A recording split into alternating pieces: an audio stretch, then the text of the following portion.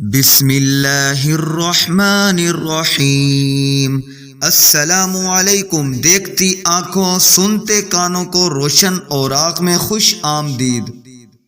روشن اوراق کے ناظرین اور سامعین، کیا آپ جانتے ہیں کہ عرب لغوی معنی کیا ہیں اور عرب کے اندر نسلی اعتبار سے کتنی قومیں آباد ہیں؟ اگر نہیں جانتے تو اس ویڈیو میں آپ جانیں گے۔ یہ جاننے کے لیے ویڈیو کے اینڈ تک جڑے رہیے گا۔ روشن اوراق کے ناظرین اور سامعین، عرب کے لغوی معنی ہے صحرا، بے آب و گیار زمین۔ عہد قدیم سے یہ لفظ جزیرہ نمائے عرب اور اس میں بسنے والی قوموں کے لیے بولا جاتا تھا۔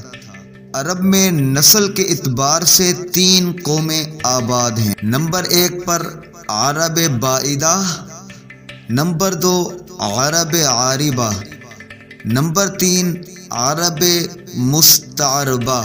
عرب عاربہ وہ قوم تھی، یہ فحتانی عرب تھے۔ ان کا جو اصل وطن تھا وہ یمن تھا۔ ان کے 2 قبیلے سمیر اور کہلان نے شہرت پائی۔ عرب بعیدہ قدیم عرب کے جو لوگ تھے جن کی قومیں تباہ اور ہلاک ہو گئیں، جیسے کہ قوم عاد، قوم سمود اور قوم عمالقہ، یہ وہ قوموں کے لوگ جو بچ گئے ان کو عرب بعیدہ کہتے ہیں۔ عرب مستعربہ تیسری قوم وہ تھی جو حضرت اسماعیل علیہ السلام کی نسل سے چلی۔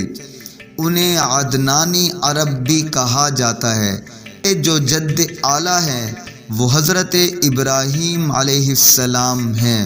تاریخ عرب، سیرت النبی رحمۃ للعالمین، قلب جزیرۃ العرب، الرحیق المختوم، تمدن عرب۔